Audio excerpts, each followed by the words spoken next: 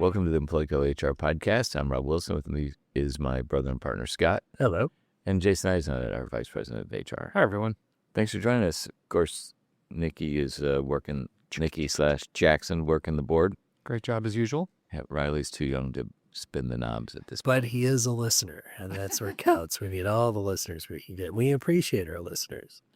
So, Jason, as we're not quite mid-year, but people, we're deep into 26, surprisingly already. Yeah. Years flying by, and you're starting to hear people talk about 27, talking about benefits. There's no crystal ball yet of what the increases are going to be, but as you look at the labor market and the benefits that employers provide, the perks versus wage increases, you're starting to see some changes in the marketplace. Yeah, I think so.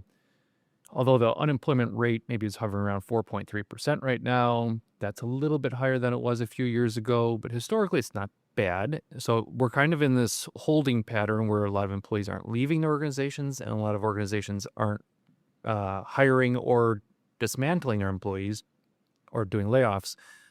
So it's but there's cost pressures on organizations now due to the market, due to the war in Iran, whatever the problem might be. Yeah, when you look at in the last 2 years, the health insurance premium increases have been, Chicago market was pretty significant than the rest of the country. And any type of shipping. Yeah, we deliver payrolls and stuff, and We were just talking about FedEx. FedEx has gone through the roof. Yeah, I love how Wow. they add the gas surcharge, and but then it never really comes off. No, that's the norm. But I mean, literally things they're up 30%, every bit of it.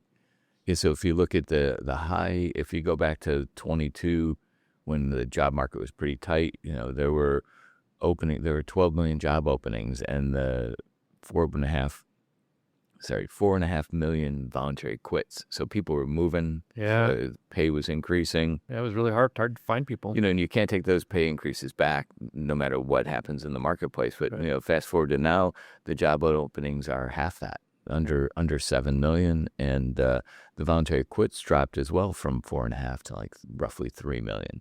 So you're seeing a little more stability. Every year you hear, 50% of the market's going to look for a new job this year.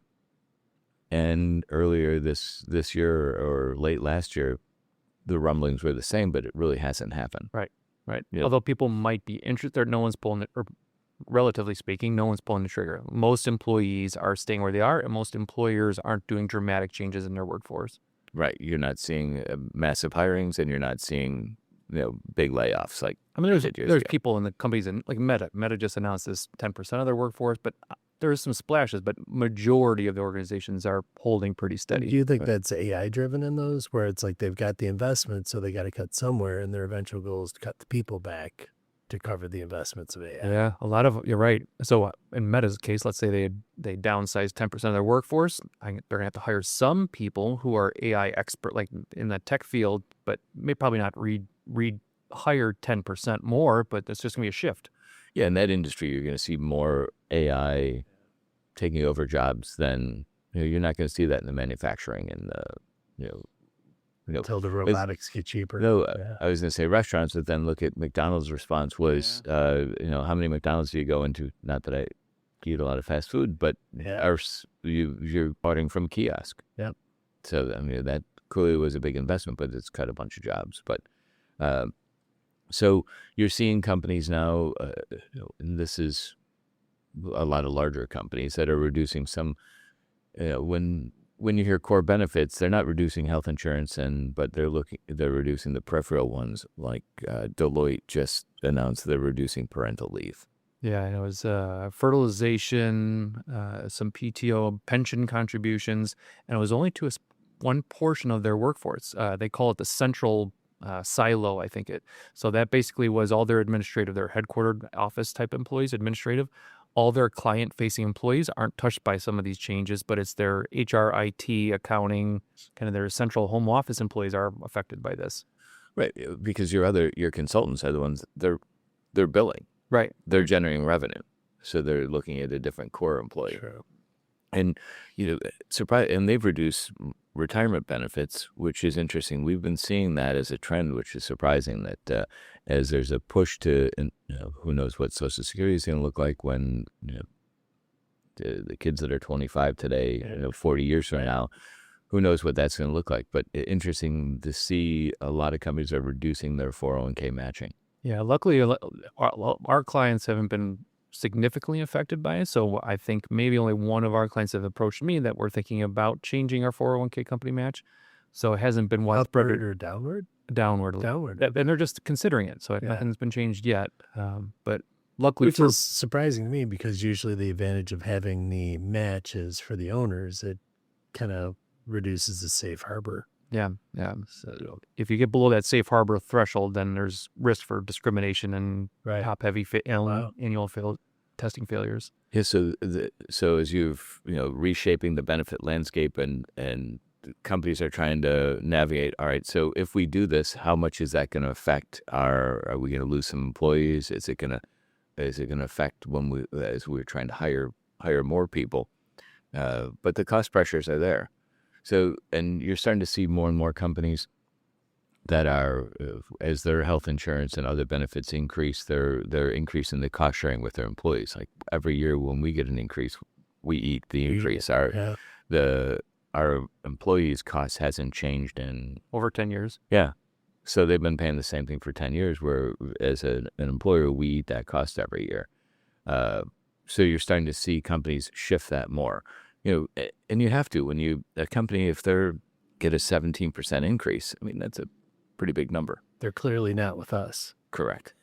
One of my peers in the industry, they had a kind of a private meeting with Blue Cross Blue Shield, and Blue Cross Blue Shield executive there let a little bit of a hint or cat out of the bag that we're still, this is Blue Cross speaking, we're still experiencing a really, really bad loss ratio. And we're probably going to be expecting another big increase for 2027. Right. That's not the best news, but probably maybe across the industry, but at least at Blue Cross, they're of Illinois or HCSE, they're going to be, there's some financial pressures on them to increase the premiums again significantly. Yeah, when you look at prescription costs today, there's more people on prescription drugs than probably any point in history. Yeah. And medical costs just keep going up. But so I think you're going to see those shifts. But I think employers are trying to navigate what is that? Where can we claw back a little bit of, reduce our expenses a little bit, or not reduce our expenses, but reduce our increased expenses. Right. Good point. Well, and if you do look at the 401k and they're not doing it for the safe harbor, really is an employee going to quit? Yeah. Are they going to start looking because of that one thing? I mean, that's where they could pull back a little bit and not. And so I guess a few things too to look at then, is if you're considering this, what are your risks? Yeah, and one of the big ones is employee expectations. So yeah, like Rob, you had mentioned back in 2022 when there was this hiring frenzy and we need to increase benefits and little perks along. Now have employees become to expect it? Is it an expectation rather than, how did the companies announce that a few years ago? Was this, hey, we're doing this short term, it might be temporary. Since it's an okay labor market right now, the employees may not move to a new organization, but they may. It's hard to tell where that fine line is. Right, so you have to look at what are the must-haves. Is it, and you see the paid time off is that and your health insurance are probably your top two. Yes. Yep. Yeah. The other peripheral, like the dental, vision, accident, some of the long-term disability, those are less noticeable than medical, dental, PTO. And those voluntary benefits, a lot of them are voluntary. Right. So how many companies are paying for your short-term disability or long-term disability? Not a significant amount. Yeah. But yeah, so I think you got to look at what are the must-haves within your organization, where if you are going to make some changes, and then your engagement with your employees. Yeah. So if employees do see it as a takeaway, are they going to leave, or are they going to have less engagement, less productivity? Are they going to do this quiet quitting where they're just kind of barely getting by? If there are noticeable, big, significant changes to core benefits, I think organizations will see a drop in engagement and productivity. For some of the peripheral ones, although it's not great, like infertility, maybe your majority of your workforce may not change significantly. And then from, look at it from your recruiting standpoint, your long-term being competitive from a talent standpoint. Yeah, and some of these, if it is something like infertility or parental leave, you as an organization may not see those decreases in productivity or retention for a long time. So this might carry into my household, mental well-being, or my mental health, and now there's some stress at home, and then might take months or years to really infiltrate the workforce and your productivity. Right. So any thoughts on strategies that the company should look at? Continually do some market research and benchmarking. What are we offering, and what are our peers and the rest of the kind of the industry offering? So you take a look at surveys and benefit surveys. Kaiser does a great one. Mercer does some in terms of benefit surveys, what an average employer contribution is for medical, what benefits are being offered, and make sure you're at least not below benchmark. Yeah, and if depending on what your talent acquisition plan is, you may want to, if you're benchmarking, you may want to be above that benchmark. Yeah, Right. If you want the best, if you're trying to, whether it's your sales team or your HR, whatever your team is that you're looking to, you may want to be above what your industry's standards are. And then I would think you'd want to do your own company surveys. I mean, we're big proponents of, once you're doing a blind survey, maybe include in your company's next blind survey some benefit questions of how do you feel about your benefits? How do you rank compared to others? Rank your Just kinda- benefits, yeah. And just throw in see your what it is. PTO. Benefits is no longer just health insurance. It's your PTO is a big part of it. And maybe you look at too your workforce segmentation, what Deloitte did. Yeah. So like we talked about, they were making these cuts just for their central type of employees. So that's their administrative, so accounting, HR, IT. If you're an organization that needs to make some cuts on benefits, maybe you do look at segmentation and what part of our workforce does it make sense for? The easiest one, I think, is look at your high value, low cost. That makes the most sense from a budgeting standpoint. Yeah. What's your highest value benefit that you provide to your employees at the lowest cost? So some of that is like flexible work schedules. If an employee asks, can I come in at 9 o'clock instead of 8 and I'll work it.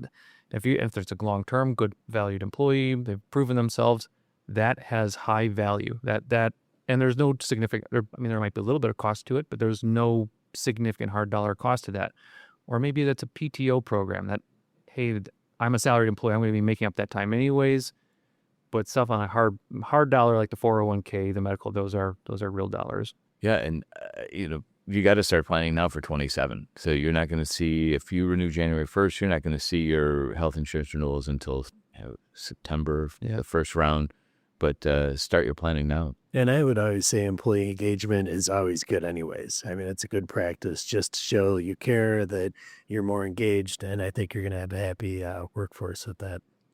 Yeah, and you can supplement the benefits with other things, other company perks, like, as you look at your engagement, like our social committee here, or we do quarterly events, and the quarterly events aren't that expensive, but it's definitely a perk that other companies don't have.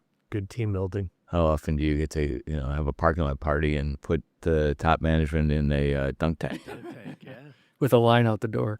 All right, I might have dropped in the dunk tank half a dozen times. Right. But now's the time for 27. Yeah, and speaking of planning engagement, Scott, you have some big event coming up. My daughter's getting married. Yeah, that's exciting. Hard to believe. Right around the corner. Yeah, month wet, so I'm trying to lose weight. And I'd like to thank my weight sponsor. No, good crowd. And if listeners, if you're out and about, we'll be at the Chicago Police Foundation golf outing, July 27th. Great organization. And the same day, July 27th, we'll be out at the Randy, the EDPA, EACA golf outing, both in Chicago. Both great causes. The Randy Smith goes to scholarships for families that have been affected by injuries or death in the trade show industry, and then Chicago Police Foundation. Half of the money we raise, we're shooting to raise $100,000. Half of that goes to the Ella French scholarship for police officers' kids or grandkids. For fallen officers, yeah. And then the other half goes to things like the LEMAR kits, the first aid kits, which started out, the first aid kit started out to save police officers that are injured while waiting for medical treatment. And since we started putting them in the police cars, over 1,000 civilians have been saved. Wow, that's great. Yeah. And then helmets. The bad guys today are shooting lasers at police officers' eyes and damaging your retinas. And so the new helmets we're doing have the shields on them. That's great. So yeah, fun cause. So come out to either one. Yeah, helps a lot of people. Any questions? Go to hr@employco.com. That goes right to Jason. Yeah, and if you like, we have a nice kind of PDF summary of everything we talked about. So if you want a copy of that or to just talk through it, hr@employco.com, I'm happy to help. Yeah, you've got some great. Every month, you're publishing some great HR pieces. Fantastic newsletters. Yeah. Yeah, and to join our newsletter, you can employco.com, and there's a subscribe button to join our newsletter. It's a monthly distribution with HR topics for managers, business owners. Yeah, it's great. And then everything we talk about typically on the podcast, you've got some PDFs as well, Right. on some different ideas. So happy to help anyone if they need some HR assistance. So yeah, thanks for joining us this month. Thank you. Thank you.